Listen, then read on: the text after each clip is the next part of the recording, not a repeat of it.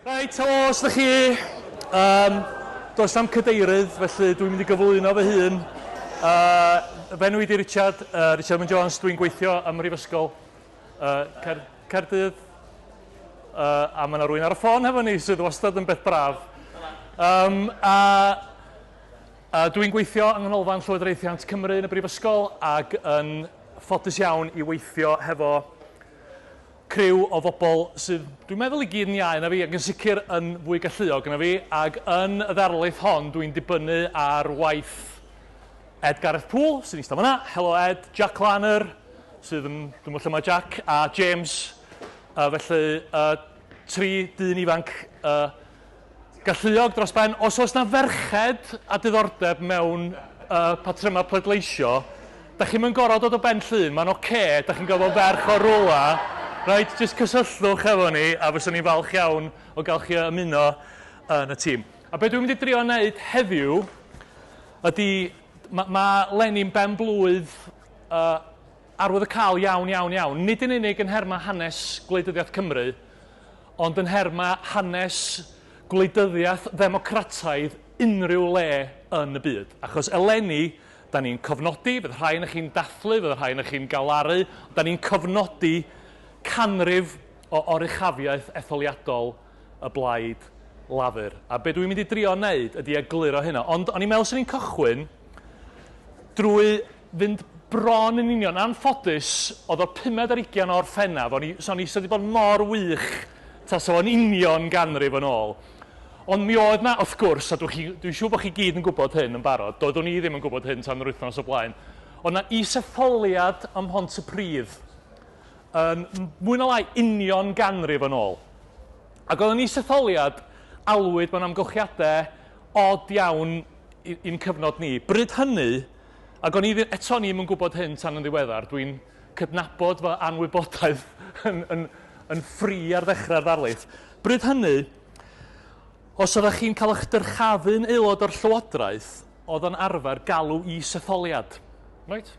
Ddar hyn y barhau tan 1926, mae'n debyg.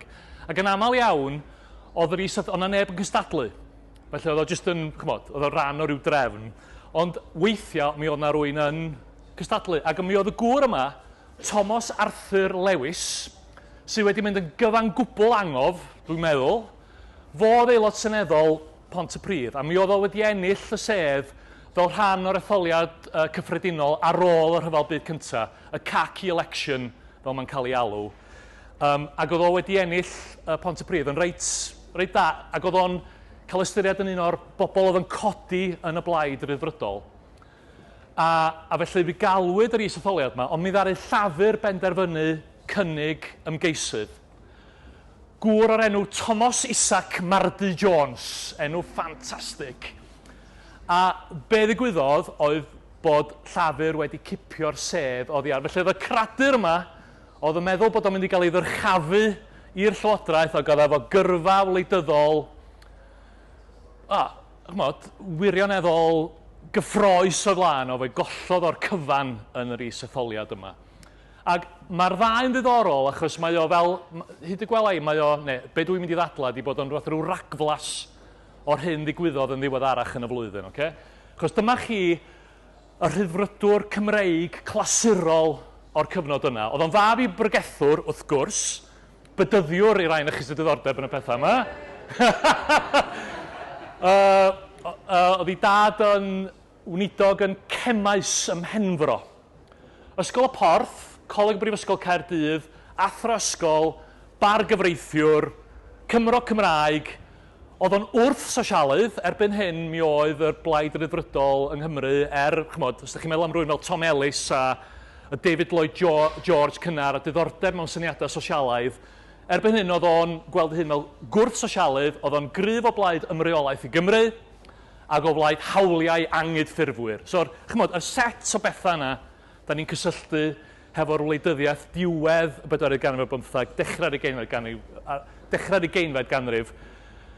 Thomas Isaac Mardy Jones, mab i lwr, oedd ei dad o wedi marw mewn damwain, Bryn Aman oedd y teulu, oedd ei dad o wedi marw mewn damwain dan ddaear, a tho fynd i'r pwll yn 12 oed, cael addysg wedyn yng Ngholeg Rysgyn, chymod y traddodiad yma o hunan addysgu'r dosbarth gweithiol, oedd o'n check-weight man yng nglofa'r Meirdy, ac dwi'n mynd i fynd ar ôl hynny, achos dwi'n siarad gormod yn barod, ond chymod, oedd hwnna'n rôl allweddol. Dyna lle oedd yr undeba glowyr yn gallu rhoi i'w radicaliaid, yr arweinwyr naturiol, right? Dyna, ac oedd o'n rhagflaenu Noah Ablett, un o'r arweinwyr sosialaidd radicalaid pwysican Hanes Cymru.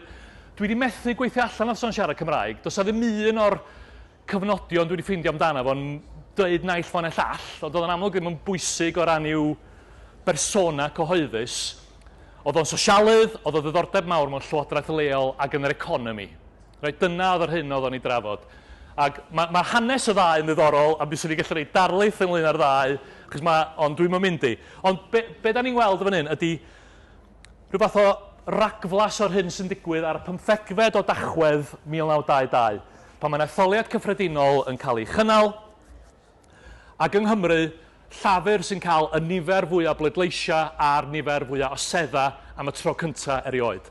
A maen nhw wedi ailadrodd hynny o leia ailadrodd y gamp yna, ym mhob un etholiad cyffredinol ers hynny. Yn wir, mewn 9 o etholiadau cyffredinol ers hynny, maen nhw wedi ennill dros hanner mwyafrif absolute o'r pleidleisia yng Nghymru, sydd yn rhyfeddol, sydd yn anarferol iawn. Ac wrth gwrs, ers 1909, sefydlu'r hyn da ni alw rwan yn Senedd Cymru, maen nhw wedi cael y nifer fwy o bleidleisia ag o sedda ym mhob un etholiad datganoledig. Mae'r gymhariaeth a Lloegr yn drawiadol iawn. Dim ond 7 gwaith erioed, y mae Llafur wedi cael mwyaf bleidleisia yn Lloegr. Yn holl hanes y Blaid Lafur. Mi gewch chi wobr ar ddiwedd y ddarlith os da chi'n gallu gweithio allan pa rei oedden nhw. Mae yna un dwi'n weddol ffyddio gynnwch chi byth i gael. Okay? A beth sydd hefyd yn ddiddorol, a cyfeirio nôl at hanes yr is-etholiad ym Mhontypridd, beth sy'n ddiddorol ydy bod y canrif yma o ddominyddiaeth un blaid wedi dilyn tua 30 mlynedd o ddominyddiaeth gan y Blaid Rhyddfrydol. So yn hanes democrataidd Cymru, yn holl hanes democrataidd Cymru, da ni wedi cael dominyddiaeth un blaid yn cael ei ddilyn gan dominyddiaeth plaid arall. Does na unlle yn debyg i hynna yn y byd democrataidd. So, o drio edrych am enghreifftiau o ddominyddiaeth un blaid, yr enghraifft sy'n dod gosa at Gymru ydy plaid pobl de Tirol. Right? Maen nhw wedi ennill pob etholiad yr 74 o flynyddoedd. So mae yna chwarter canrif o wahaniaeth o fyna, right? Yn wir, mae'n drawiadol na'r unig lefydd da chi'n gallu ffeindio unrhyw beth sy'n cymharu ydy llefydd sydd ddim wir yn democrataidd. So mae rhai y taleithia Mexico, a da chi'n gallu ystyried Mexico'n ddemocratiaeth am dros ganrif, neu yn y Solid South, yn taleithia de yr Unol Daleithiau, pan oedd gennych chi polisia Jim Crow, oedd yn nadu pobl ddu rhag pleidleisio, neu'n neud o'n anodd iawn yn y pleidleisio, oedd y democratiaid yn dominyddu am gyfnodau helaeth iawn. Ond dych chi'n yn yr enghreifftiau yma, mi oedd yr etholfraint wedi cael ei cilhau, neu, oedd o ddim yn democrataidd. Mae dominyddiaeth Llafur Cymru wedi mynd law yn llaw a ehangu'r etholfraint. Pleidleisiau ferched, pleidleisiau bawb, pleidleisiau cyfartal. So da chi ddim yn cymharu debyg at ei debyg. Does na unlla, wir, da ni wedi bod yn sbio'n galed iawn. Does na unlla hefo'r record yma. Ac wrth gwrs, o ran y llenyddiaeth, mae o, ers bod bobl yn sgwennu o ddifri am etholiadau yn y byd democrataidd, mae pobl wedi sylwi bod Cymru'n wahanol. Yna rhywbeth yn mynd ymlaen yng Nghymru sydd yn wahanol i bob man arall. Felly, da chi'n mynd yn ôl i rhai o'r pethau sylfaenol yn y maes. A mae bobl yn dweud, mae Cymru'n wahanol. A mae yna ddyfyniad gan rhyw boi Kevin Cox. Sgwennodd hyd y gwelai y darn cynta go iawn ar bleidleisio yng Nghymru. A mae'n dweud, levels of left-wing voting in Wales, defining left-wing as including the Liberal Party and the Communists. Mae hwnna, mae'n sgwennu am y gyfnod yn ddiwedd y 50au, so di Plaid Cymru ddim wir yn rym etholiadol ar y cyfnod yma.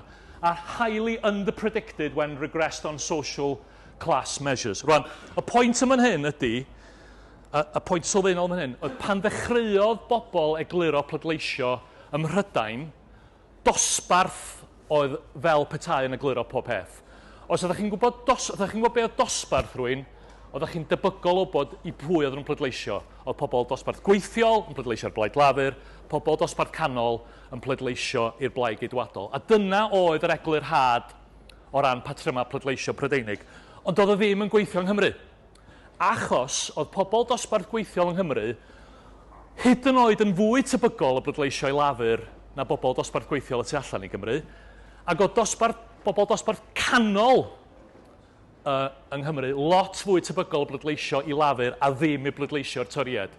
Doedd Cymru ddim yn ffitio i fewn i'r model Prydeinig. Okay? Oedd yn gweithio yn yr Alban ar y pryd, oedd o ddim yn gweithio yng Nghymru. Lle oedd y toriad ddim wedi ennill etholiad cyffredinol ers 1859, sydd dal yn right?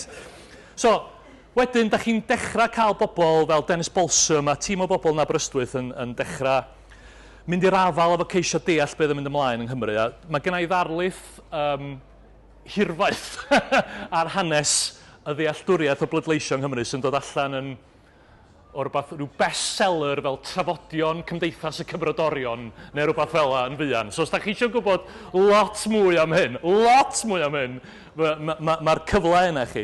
Ond yn gyflym iawn, ddechreuodd na dîm yn Aberystwyth dechrau'r 80au neu gwaith difrifol o hyn a cael data da. A be oedden nhw'n dweud oedd i ddeall patrymau pleidleisio yng Nghymru, di dosbarth ddim yn gweithio, be da chi angen gwybod ydy hunaniaeth genedlaethol pobl, a lle maen nhw o ran i'w hymlyniad diwylliannol, cultural attachments, right? A ddaru nhw greu model o sut mae pleidleisio yng Nghymru yn gweithio. Gwahaniaethu rhwng bobl efo hunaniaeth Gymreig a hunaniaeth Brydeinig, a wedyn pobl efo ymlyniad diwylliannol uchel a ymlyniad diwylliannol isel. A be mae hyn yn ei olygu, dwi'n cymryd bod fi'n gorau egluro Cymreig a Prydeinig. Wrth chi wneud, da ni'n mynd fod yma am rai dyddiau. Ymlyniad diwylliannol uchel, oedd gen nhw fath o ryw ystod o bobl oedd yn... So ar un pegwn, pobl fel chi, right? Siarad Cymraeg, cefndir capal, falle yn mynd i'r capal. Derwyddon mewn popeth mond enw, right? Ar y naill pegwn.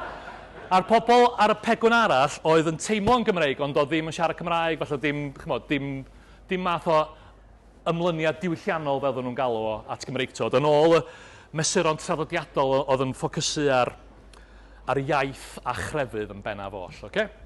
A wedyn, ymysg o bobl yma oedd yn Gymreig hefo ymlyniad diwylliannol uchel, oedd Llafur yn gry iawn, ond oedd Plaid Cymru yn neud rhywbeth ohoni. Ymysg o bobl oedd yn Gymreig ond ddim hefo'r nodweddion diwylliannol yma, Llafur yn dominydd yn gyfan gwbl. Chydig iawn o bobl, mae yna amball i, eccentric, sydd yn hefo'r nodweddion fel chi, ond sy'n teimlo'n Brydeinig ddim yn Gymreig. Right? Ond does am digon ohonyn nhw fod yn arwydd o cael yn etholiadol, so anghofio amdanyn nhw. A wedyn, yma, oedd y bobl yma oedd efo hunaniaeth Brydeinig fel gweddill Prydain. So dosbarth oedden nhw'n meddwl oedd yn egluro hynna. Noder, oedd yr Alban mor debyg i Loegr, oedden nhw'n hyd yn oed yn trin Alban ar wahân. Right?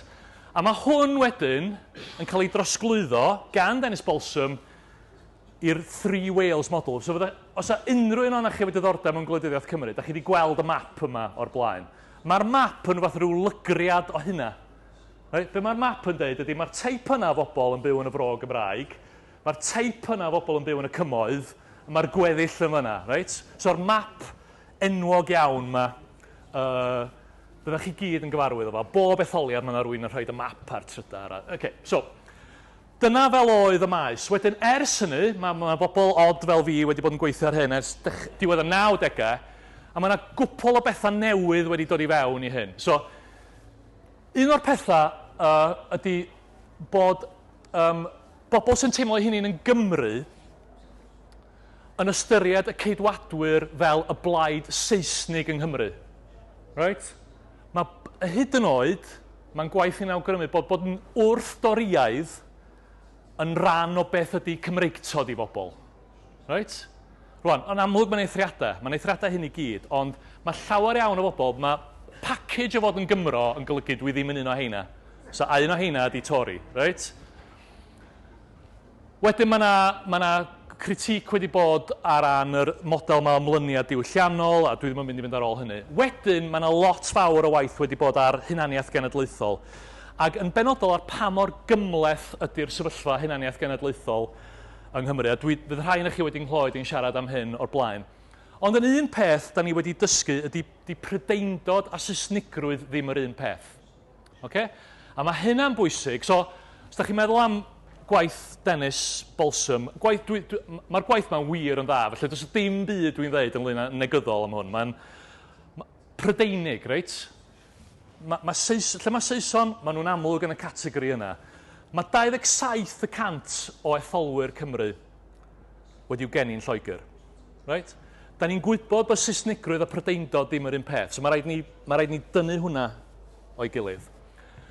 Da ni hefyd yn gwybod bod Prydeindod yn gwahaniaethu. So, os ydych chi yn cael eich geni eich magu yn Llangefni, ddydwn ni, right? Yn ganol Sir Fôn, i'r rhain o chi sydd ddim yn gwybod am, os yna rhywun ddim yn gwybod lle mae Llangefni.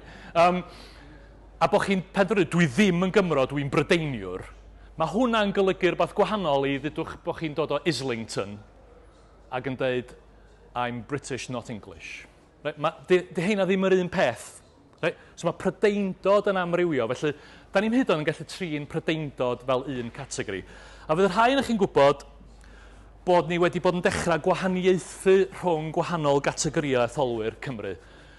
Mae yna rhyw, be dwi'n trio alw'r cymlethdod hunaniaeth Cymreig, so bobl sydd unai yn teimlo'n Gymru neu fydda'n gallu teimlo'n Gymru ond sy'n penderfynu peidio, a'r cymlethdod hunaniaeth Saesnig, bobl fysa'n gallu galw hynny'n yn Saeson ond sy'n dewis peidio. A'r ffordd hawsa o wahaniaethu ydy lle mae pobl wedi cael ei geni. Mae yna eithriadau hynny bob tro. Okay? Ges i'n geni America, a dwi'n teimlo'n Gymro nid yn Americanwr nag yn Brydeiniwr. So, mae yna wastad unigolion sydd ddim yn ffitio'n dwt i fewn i hyn. Ond ar y cyfan, mae'ch man geni chi yn bwysig iawn o ran eich hunaniaeth genedlaethol chi. Ac jyst yn fras iawn, dyma ydy'r canrannau o'r boblogaeth. So'r grŵp mwyaf ydy'r Cymreig yn unig, ond eto llai na treian y boblogaeth. Yn yr Alban, mae'r Albanwyr yn unig dros 100% o'r boblogaeth, okay? Neu o'r etholwyr. Ond dyma'n fras lle da ni o ran hunaniaeth. Un peth arall jyst o ran rhagymadroddi, mae yna lot o rhagymadroddi, ond dwi'n mynd i gyrraedd y pwynt. Mae yna bobl, dwi'n gwybod bod yn anodd credu, ond weithiau pan dwi'n gwneud darlith, mae yna bobl yn ama beth dwi'n dweithio nhw, mae yna bobl yn dweud, na Richard, ti'n obsessed efo hunaniaeth genedlaethol, dio ddim mor bwysig â hynna i bobl. Felly, jyst i rai na chi, os oes na amheuwyr yn yr ystafell, okay? Dyma dabl lle da ni'n gofyn i bobl pa hunaniaeth sy'n bwysig i chi. Dewi Llwyd, pa hunaniaethau sy'n bwysig i chi fyna? Iola Llew, pa hunaniaethau sy'n bwysig i chdi fyna? A mae yna restr hirfaith o bethau. A beth pwysica mae pobl yn dweud ydi rhiant. Right? Dyna'r hunaniaeth pwysica i bobl, rhiant. Ond ar ôl hynny, hunaniaeth genedlaethol. Mae hynna'n bwysicach na bod yn briod i fo rywun, na partner i rywun, na pa dref, na rambarth, eich oed, cenedlaeth, rhywedd, dosbarth, yr holl bethau da ni'n meddwl sydd yn gallu bod yn bwysig. Mae hunaniaeth genedlaethol yn bwysig iawn. Pan da chi'n gofyn i bobl beth sy'n bwysig iddyn nhw, yng Nghymru, mae hunaniaeth genedlaethol yn eithriadol o bwysig. So, just ddim fi sy'n gwneud y stwff mae fyny. A mae yna ran o'r sleid wedi diflannu, fel oedd Ed wedi dweud fi. Ed dweud fi, check the slides, felly fydd rhywbeth wedi diflannu. Mae yna rhywbeth wedi diflannu, ond dim ots.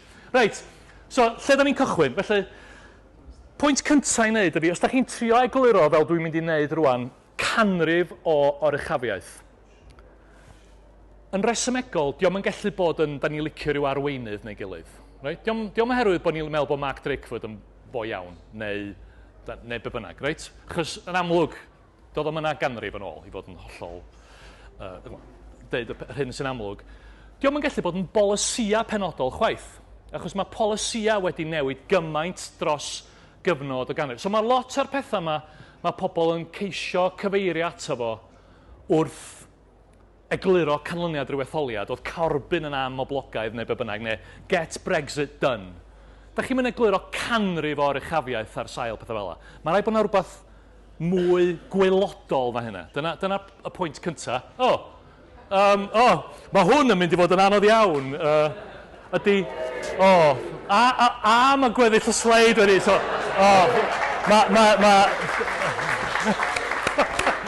Dewiniaeth. Reit. So mae'r cwestiwn ydy, pam fod hunaniaeth genedlaethol yn gwthio chi i fewn i un cyfeiriad? So dyna lle dwi'n cychwyn, a dwi'n gobeithio mewn eiliad fydd na ddata yn dod i fyny yn fan hyn. So be dwi'n ceisio i wneud ydy egluro y berthynas rhwng patryma hunaniaeth genedlaethol yng Nghymru a pleidleisio. Ac dwi'n defnyddio, be dwi'n mynd i wneud ydy gwahanu etholwyr Cymru yn ddwy garfan ar gyfer y pwrpasau yma. So, bobl sydd wedi cael ei geni yn Lloegr, sy'n byw yng Nghymru, fel ni'n dweud, 27% yr etholwyr, okay? A rheini sydd wedi cael ei geni yng Nghymru. Ac ar y pwynt yma, dwi wir angen gallu dangos data chi, neu mi ddoi gyd yn maim.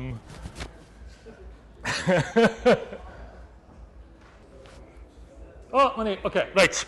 So, gwahaniaethu rhwng ar y chwith bobl ag anwyd yn Lloegr, pobl ag anwyd yng Nghymru.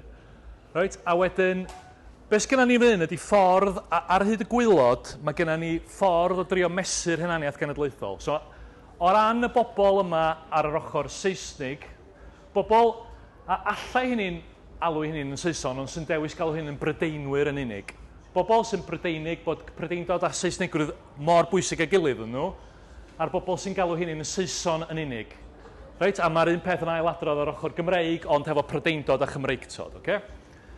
A jyst un peth arall o ran y ffordd mae hwn yn arddangos ydy lle mae'r twmffat na'n ehangu chydig iawn o bobl anwyd yng Nghymru sy'n dweud bod gen nhw ddim Cymreigtod o gwbl yn perthyn nhw. So mae'r niferoedd yma hyn yn fychan iawn.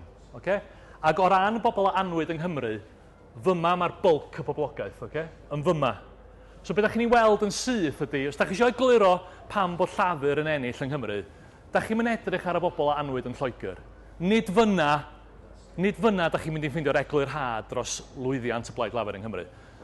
Fan hyn, da ni'n gorau edrych, right? Edrych ar y bobl hynny a anwyd yng Nghymru. Lle mae'r ceidwadwyr yn wneud yn dda ymysg y garfan fychan iawn yma, sy'n gweld hynny'n Brydeinwyr. Dwi ddim yn Gymro, dwi'n Brydeinig yn unig. Unwaith mae hunaniaeth Gymreig yn dod yn rhan pwysig o'r darlun, unai hefo Prydeindod neu hep, mae Llafur yn dechrau wneud yn dda iawn. So, bron i fi ddefnyddio gair o ddim... Yr unig... Mae Plaid Cymru yn wneud yn, os ga i ddweud, yn weddol drychinebus yn fyma, a maen nhw'n gwneud yn dim ond ymysg o bobl sy'n ymwrthod â unrhyw fath o hunaniaeth Brydeinig, a Plaid Cymru yn tuedd yn wneud yn dda. Right? So, dyna'r patrwm cyffredinol. Dyna ddigwyddodd yn etholiad 2021 pan ddaru Llafur gael clamp o etholiad da. Ac os da chi'n edrych ar be fydda pobl wedi wneud yng Nghymru, petai etholiad cyffredinol wedi cael ei gynnal ar yr un diwrnod, yna da chi'n gweld yn union yr un patrwm. So mae'r toriaid yn wneud yn dda. A fyma, mae Llafur yn gystadleuol ymysg be dwi'n galw'n darlithwyr Prifysgol Caerdydd. Okay? Bobl a anwyd yn Lloegr ond sy'n ymwrthod â hunaniaeth Saesnig. Ond gyfartal ydyn nhw, mae cryfder nhw, mae mantais nhw ymysg o bobl sydd efo hunaniaeth Gymreig cryf, unai hefo Prydeindod neu hep. Reit, so sut da ni'n egluro hyn? So dyna'r patrwm. So o ran egluro patrwm a pleidleisio, mae yna wahanol fodelo i wneud o, ond cofiwch dwi eisiau dadla bod da ni'n gallu egluro dominyddiaeth Llafur ar sail arweinwyr penodol neu polisia penodol. Di hynna mewn gweithio dros ganrif. Mae yna fodel pleidleisio ddatblygwyd yn dechrau'r 60au yn Michigan sy'n dadla fod pleidleisio yn o penderfyniad pleidleisio bod yna bethau o dan hynna. So, asesiadau o bolisi ac arweinwyr, y stwff, sy'n newid o ddydd i ddydd, stwff sy'n fwy sydd yn o dan, lefel o dan hynny, eich ideoleg, eich daliadau gwleidyddol chi, eich syniadau chi'n ynglyn â natur y polity, ydych chi'n credu mewn integreiddio Ewropeaidd, ydych chi'n credu mewn datganoli neu beidio. Ond o dan hynny wedyn, mae gennych chi etifeddiaeth diwylliannol, so crefydd, anghydffurfiaeth versus anglicaniaeth yn hanes Cymru, dosbarth cymdeithasol. So, pan ddechreuwyd, fel o'n i'n dweud 2 funud yn ôl, pan ddechreuwyd trio deall pleidleisio ym Mhrydain, dosbarth cymdeithasol oedd y peth. Okay? So, jyst i chi, be dwi'n mynd i wneud rwan ydy dangos i chi sut mae pob un elfen yma yn cyplysu fo hunaniaeth genedlaethol. Da chi'n gallu mynd reit i lawr hyn i gyd a ffeindio bod hunaniaeth genedlaethol yn siapio bopeth. So dechreuwch, da ni'n mynd i ddechrau efo asesiad o arweinwyr. So dyma ni data i gyd o 2021. Sut mae pobl yn meddwl am arweinwyr lefel Cymru, right? Does gen bobl a anwyd yn Lloegr, y 3 arweinydd, ydy Glas ydy Andrew R.T. Davies, Mark Drakeford a Adam Price. A beth da chi'n ffeindio ydy bod ar yr ochr Brydeinig mae Mark Drakeford a Adam Price yn fwy poblogaidd na Andrew R.T. Davies. Fel lot o bobl yn dweud pwy. Yn amlwg, mae lot o bobl wedi rhoi clod am y bobl yma. Okay? Ond does na ddim mae yna rhyw fath o batrwm yna, ond cymharwch am hyn. Okay? Os ydych chi wedi'ch geni yng Nghymru, ond ddim yn teimlo yn unrhyw fath o hunaniaeth Gymreig, Andrew R.T. Davies ydych dyn chi, okay? Ond unwaith ydych chi'n mynd i fan hyn, mae'n ddiddorol, mae Adam Price a Mark Drakeford mor agos, hyd yn oed mewn etholiad oedd yn wych i'r Blaid Lafur, okay? Dyma ni wedyn, dwi'n licio hwn, asesiadau o arweinwyr Prydeinig, okay? Ac ar yr ochr Saesnig, a Boris Johnson, nes i anghofio newid, nid Adam Price ydy hwn, ond Nicola Sturgeon. Sori, mae'r joc yma wedi sboilio fo fy hun, achos nes i anghofio newid enw Adam Price yn Nicola Sturgeon. So dda'n ni ofyn i etholwyr Cymru am Nicola Sturgeon, okay? Felly gwyrdd am hyn ydy Nicola Sturgeon, right? Dyma'r pwynt. Sori, oedd hwnna ddim wedi gweithio cystal o'n isio. So, am yma, Boris Johnson, bobl sy'n teimlo'n fwy Saesnig yn licio fo, bobl sy'n teimlo'n fwy Prydeinig, ond yn amoblogaidd iawn ymysg y Cymru'n unig.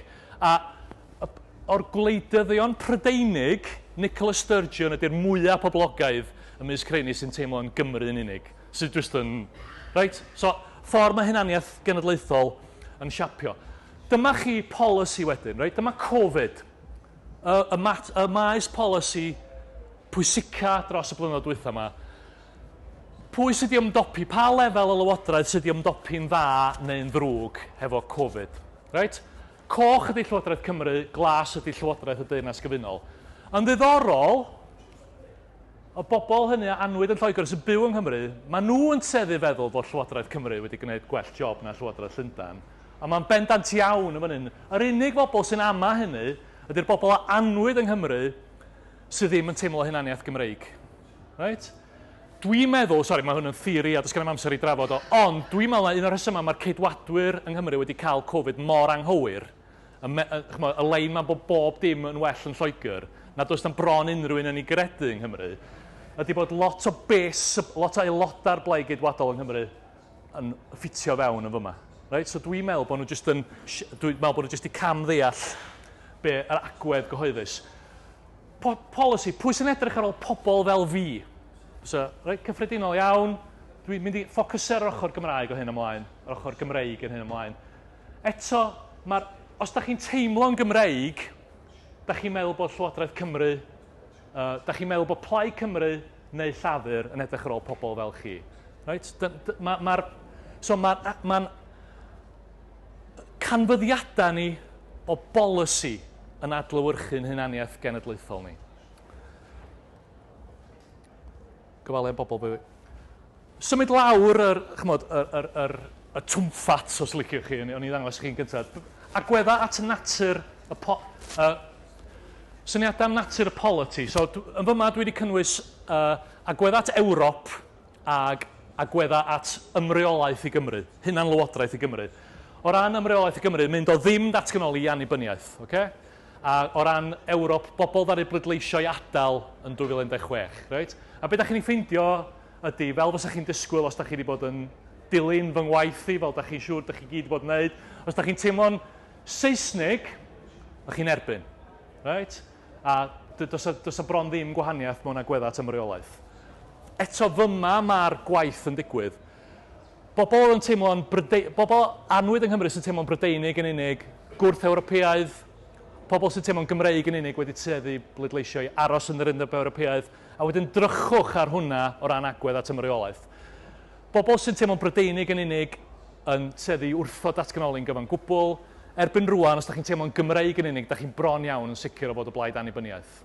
Right? So mae'r agweddau sylfaenol ni at be ddylai'r politi edrych yn debyg iddo fo'n adlewyrchu patrymau hunaniaeth genedlaethol. Hwn ydy'r sleid lleia llwyddiannus, ond o'n i eisiau bod yn onest efo chi. O ran, beth gen i'n mynd i 10 chwith, a wedyn mae yna sgêl arall bobl sydd efo agweddau awdurdodus, authoritarian, neu ceidwadol os liciwch chi'n gymdeithasol, i bobl sydd yn fwy rhyddfrydol. Maen nhw'n sgêls cyfarwydd iawn. Ymysg o bobl anwyd yn Lloegr, does na ddim gwahaniaeth arwydd a cael o gwbl o ran chwith e. A dyna beth da ni'n ei weld yn Lloegr hefyd. Ymysg, mae yna wahaniaeth o ran awdurdodus. So, y fwyaf Saesnig ydych chi, y fwyaf socially conservative, fwyaf ceidwadol, fwyaf awdurdodus ydych chi. Right? O ran yr ochr Gymreig o'r peth, mae bobl sydd yn Gymru, a cofiwch, mae hwn yn agor achos mae yna gynlleiad o bobl yma. Okay? Mae bobl sy'n teimlo'n Gymreig yn fwy tueddol o fod yn adain chwith. Ac mae nhw, bod hwn ddim yn dangos o'n dda, ychydig yn fwy tebygol i fod yn fwy rhyddfrydol yn gymdeithasol hefyd. Okay? Dwi'n mynd i stopio dangos hein i chi munud, ond mae hwn ynglyn â... Mae hwn wedi bod yn barn, so ymddiheuriadau i danysgrifwyr barn sydd wedi cael rhagflas o hyn. Mae hyd yn oed eich syniad chi o'ch dosbarth da chi'n perthyn iddo fo yn adlewyrchu'ch hunaniaeth genedlaethol. So, does na... so, da ni'n gofyn i bobl pa ddosbarth da chi'n perthyn iddo fo, okay? Does na ddim gwahaniaeth mawr arwydd o cael, wedig os da chi'n ystyried pa mor fawr mae rhain yn mynd ar yr ochr Saesnig. Ond ar yr ochr Gymreig, po fwyaf Cymreig eich hunaniaeth chi, po fwyaf tebygol da chi o ddeud bod chi'n dosbarth gweithiol. Di hynna ddim yn adlewyrchu incwm. Di hynna ddim yn adlewyrchu'r sefyllfa gwrthrychol. Eich teimlad chi, reit? Po fwyaf Cymreig ydych chi, po fwyaf tebygol da chi o ddeud dwi'n dosbarth gweithiol ag llai tebygol o ddweud eich bod chi'n dosbarth canol. Dwi'n ffeindio hwnna'n wirioneddol drawiadol, ond dwi'n meddwl bod ni gyd yn gwybod o'n profiad yn hunin bod hynna yn wir. Jyst i orffan yr rhes yma ddata, o'n i'n meddwl sy'n ddiddorol, jyst edrych ar wedig o ystyried i etholiad Pontypridd 1922, edrych ar grefydd a iaith. Rwan, o ran iaith, fyddwch chi ddim yn synnu bod yna gysylltiad rhwng hunaniaeth genedlaethol a siarad Cymraeg. A po fwyaf Cymreig, po fwyaf tebygol da chi o siarad Cymraeg. Well, okay. O ran crefydd, mae yna gynlleiad o angydffurfwyr ar ôl yng Nghymru bellach. Da ni'n methu mesur nhw'n yn data ni. Mae yna gynlleiad ohonyn nhw. Mae yna ddigon Anglicaniaid just about i ddeud rhywbeth, ond eto, dych mo,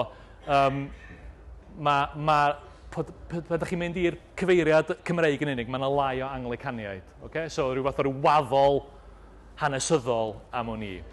Ond y gwir ydy bod na ddim llawer y gallwn ni dweud ynglyn â nhw. Reit, mae gennau 10 munud ish yn weddill, felly well i fi drio tynnu hyn ynghyd.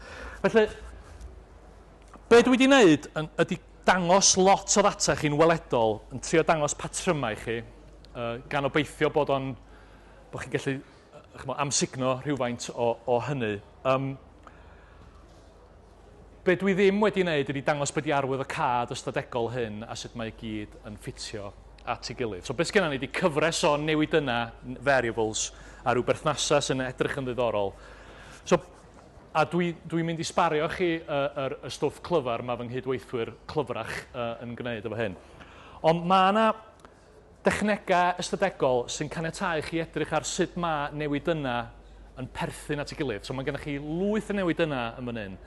Oes na rhyw fath o berthynas gwylodol rhyngthyn nhw? Ydy hwn jyst yn rhyw fath o ar hap, right? Ai ffliwc ydy beth dwi wedi dangos i chi? Neu oes na oes na batrwm o dan hyn. A mae yna dechneg o'r enw dadansoddi factor analysis, sydd wedi'w gynllunio i edrych, oes na rhywbeth o dan hyn, oes na rhyw gysylltiad o dan yr newidynau yma. Ac os da chi'n gwneud hynny, be da chi'n ei ffeindio ydy, yn wir, mae yna berthynas rhwng y newidynau yma. A na i ddangos hwnna i chi mewn munud bach. Ond be da ni'n galw'r ffactor weilodol yma ydy'r byd olwg Cymreig. So be da ni'n ddadla ydy bod na fyd olwg Cymreig, sy'n mae'r gwahanol elfennau yma yn cydasio i greu rhywbeth o ddarlun o pwy yda ni, lle da ni'n ffitio i fewn yn wleidyddol ac yn gymdeithasol ac o ran gwerthoedd. A mae hwnna, ac nes i gyhoeddi llyfr y llynedd sy'n dadansoddi ein cymdogion ni'n yr un modd, Englishness. A mae allan mewn clawr papur mewn pythefnos, con bod chi'n meddwl am eich anregion dolyg nesaf chi. A mae yna fyd olwg Saesnig, a beth sy'n ddiddorol ydy bod y byd olwg Cymreig mwy na lai'r union y gwrthwyneb i'r byd olwg Saesnig. Right? Mae o fel troi, mae fatha'r drych, da chi'n modd. A be da chi'n, os da chi wedyn yn, eto dwi'n mynd i drio dangos hwn i chi rwan, achos mae'n mynd i fod yn lot o ffigurau a mae'n mynd i fod yn ormod i pnawn dydd Iau yn Eisteddfod. Ond os ydych chi'n meddu'r byd olwg Cymreig yma, ydych chi'n anebygol iawn o bleidleisio'r ceidwadwyr, a felly maen nhw wedi ennill, tro dwythaf nhw ennill etholiad cyffredinol oedd yn 1859, 1859, pan oedd yna 4,000 o etholwyr yng Nghymru.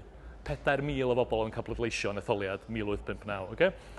So, os da chi'n rhannu'r byd olwg Cymreig yma, da chi'n anebygol iawn o bleidleisio'r ceidwadwyr, da chi'n debygol iawn o bleidleisio i Llafur, neu mae Plaid Cymru hefo rhan yn fyna hefyd, okay? A dyna rhwy, mae yna bobl yn trio sôn am y rhaniad yng Nghymru rhwng y pleidiau unoliaethol a'r chmod. Nid dyna'r rhaniad sydd gennym ni yng Nghymru. Y rhaniad ydy rhwng y bobl sydd efo'r byd olwg Cymreig, sydd yn ffafriol i Plaid Cymru ag i Llafur. Mae lot fawr o gefnogwyr y Blaid Llafur yn edrych yn ffafriol ar Blaid Cymru. Dwi'n gwybod bod yr activists weithiau'n ffeindio hyn yn anodd i gredu. Ac yn yr un modd, mae lot o gefnogwyr Plaid Cymru, maen nhw well ganddyn nhw'r Blaid Llafur na'r ceidwadwyr. Eto, dyna'r holl yng Ngwleidyddiaeth Cymru. Bobl sydd efo'r byd olwg Cymreig versus bobl sydd efo'r byd olwg Eingl Brydeinig yma. Dyna'r holl ganolog. Ac o ran yr elfennau yn y byd olwg, os da chi'n neud yr dadansoddiad ffactor, oedd Ed yn dweud bydd pawb yn y gynulleidfa wrth i bodd yn gweld hwn. Okay? Dyma'r elfennau, chos mae o'n meddwl bod chi gyd yn... Mae o'n meddwl bod chi gyd efo'r byd olwg Cymreig. Dwi'n gwybod os dyna'n wir ei peidio. Ond os da chi'n neud y dadansoddiad ffactor, beth ydy'r pethau sydd bwysica yn y byd olwg yma o ran y cryfder y berthynas? Beth pwysica ydy adain chwith. Teimlo bod chi'n adain chwith. Right? Pro ymreolaeth, pro datganoli plus, bod chi'n blaenoriaethu Cymreigtod dros Brydeindod, bod chi rwan yn pro-Ewrop. Mae hwnna'n ddiddorol. Dwi'n meddwl bod hwn yn rhywbeth diweddar. So dwi'n meddwl bod hwn wedi datblygu siŵr o fod ers 2016, a deud y gwir. Right? Adain chwith o ran agweddau go iawn. So, ac adain chwith yma di, lle da chi'n ystyried eich hun, adain chwith o ran agweddau di, da ni'n gofyn set o gwestiynau chi, a da ni'n edrych ar eich atebion chi. So, maen nhw'n adain chwith go iawn, ddim jyst yn meddwl i bod nhw. Maen nhw'n rhyddfrydol i agweddau, a maen nhw'n ystyried i hynny'n yn ddosbarth gweithiol, a ddim yn ddosbarth canol. So dyna hanfodion y byd olwg Cymreig fel da ni'n ei gweld nhw.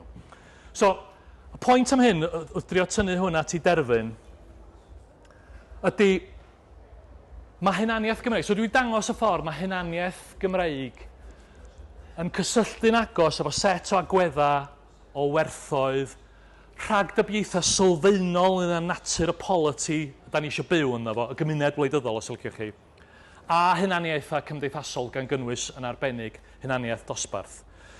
Mae rhain i gyd yn cydgysylltu, yn plethu trwy gilydd i greu byd olwg cyflawn, be da ni'n alw'r byd olwg Cymreig. A mae cymelliant pleidleisio wedyn yn codi o hynny. So, jyst i fynd yn ôl, mae pob un o'r rhain yn gwthio chi gyfeiriad pleidleisio, wel, o leia pleidleisio i y pleidiau mwy blaengar, i Llafur neu Plaid Cymru. Mae bob un o heina'n gwthio chi i'r cyfeiriad yna, erbyn rwan bod Llafur yn pro ymreolaeth, a maen nhw'n bendant yn gwthio chi ffwrdd o'r toriad. Pob un elfen yma yna. So maen nhw gyd yn cryfhau hynny'n. Da chi'n cael rhywbeth, da chi'n cael rhyw effaith o haen ar ben haen ar ben haen i gyd yn gwthio chi i un cyfeiriad. A beth sydd hefyd yn ddiddorol am hwn ydy, pan dwi'n siarad efo, er enghraifft, aelodau o'r Blaid Lafur ynglyn â hwn, maen nhw'n ffeindio'r stwff hunaniaeth genedlaethol yma yn heriol iawn, achos maen nhw'n dweud, wel, dwi'n meddwl am hunaniaeth genedlaethol pan dwi'n pleidleisio. Mae bydolwg yn fwy sytl na hynna. Mae bydolwg yn fwy, dwi'n meddwl am fy hun yn adain chwith ac yn mae'r cyfuniad yma, dyna'r cryfder y peth. Ac i rhai unigolion, bydden nhw'n pwysleisio iddyn nhw, mae rhai o'r elfennau yn bwysicach. Right? Bydden nhw'n pwysleisio rhai elfennau yn fwy na elfennau eraill. Mae hwn yn hyblyg ac yn anhygol o gry. A beth arall sy'n ddiddorol amdano fo, ydy bod elfennau yn gallu mynd a dod. So mae angydffurfiaeth oedd mor ganolog bwysig wedi edwyno i'r pwynt da ni'n methu mesur angydffurfiaeth yn ein data ni. So oedd hwnna, cyfnod y cradur Thomas Arthur Lewis, oedd angydffurfiaeth mor ganolog i'r math yna o wleidyddiaeth Cymreig, ac i nifer o lafurwyr Cymreig ar ôl hynny, mae rhywun yn meddwl am Jim Griffiths neu rhywun. Mae hwnna di mynd, ond mae yna beth eraill di dod yn ôl i fewn o. A mae hyn yn newid. So, yn 1979, doedd na ddim perthynas rhwng hunaniaeth genedlaethol a chagwedd chi at ddatganoli. Oedd pawb yn erbyn ddatganoli yn 1979. Erbyn rwan, os da chi'n Gymro neu'n Gymraes, mae pro ddatganoli yn rhan o'r pecyn. So mae'r pethau yma'n gallu newid. A mae Ewrop yn dod i fewn i hyn rwan. Mewn ffordd, o'n i ddim yn ddisgwyl, ond mae yna'n gryf yn y data. So mae gennych chi'r Mae'n ddynamic, mae haen ar ôl haen, a mae'n bethau'n gallu dod i fewn, mae'n gallu syrthio allan. A dyna sut ydych chi'n creu canrif o ddomenyddiaeth etholiadol. Dyna sut ydych chi'n creu canrif o ddomenyddiaeth y Blaid Lafur yng Nghymru. Ac wrth gwrs, mae'n anodd iawn i'w herio. Lle mae'r ceidwadwyr yn mynd efo hynna? Lle maen nhw'n mynd efo hynna? Mae pethau yn haws i Blaid Cymru, achos mae'r lot o pethau yma'n gwthio i gyfeiriad Plaid Cymru. A mae'r potensial yna i Blaid Cymru herio, ond mae'n anodd iawn. Pan mae gennych chi blaid dominyddol sy'n gwybod beth maen nhw'n wneud, sy'n dallt y data, sy'n cymryd diddordeb yna fo, maen nhw'n gorfod gwneud camgymeriadau mawr i agor y drws i unrhyw un arall. Felly, ydych chi'n cael canrif o ddefnydd y llafur, a mae'n anodd, yn onest, mae'n anodd iawn gweld sut mae hwnna'n cael ei herio am y genhedlaeth nesaf. Oni bai fod nhw'n gwneud camgymeriadau, mae'n anodd iawn gweld sut ydych chi'n yn herio hynny, a be ydy'r bygythiad hynny. Y broblem sydd ganddyn nhw ydy, os ydych chi'n dadansoddi gwleidyddiaeth Lloegr trwy'r un fath o lens, right? A cofiwch, mae Llafur wedi ennill mwyafrif o'r pleidleisiau, neu'r nifer fwyaf pleidleisiau yn Lloegr, dim ond 7 gwaith erioed, be da chi'n ei gael ydy gwleidyddiaeth ar draws y wladwriaeth, lle mae gennych chi'ch bydolwg Cymreig, bydolwg Saesnig, bydolwg yr Albanaidd, i gyd yn pwyntio chi at bleidio dominyddol gwahanol, i gyd yn gorfod trio rhannu, neu ar hyn o bryd yn trio rhannu'r un wladwriaeth. Dyna lle mae'r tensiynau yn codi wedyn, a dyna'r her. Os da chi'n dod i rando na fi a Mark Drakeford a pob bynnag arall yn siarad fory, dwi'n siŵr o fod na dyna beth fyddai'n deud ar ryw bwynt ydy, yr her i Lafur ydy nid yng Nghymru, yr her i Lafur ydy, os ydy Llywodraeth Llundain ddim yn fodlon i chi gael hyn da chi isio yng Nghymru, beth da chi'n neud amdano fo nesaf. A dwi'n meddwl na i stopio yn fyna. Diolch yn fawr iawn i chi gyd.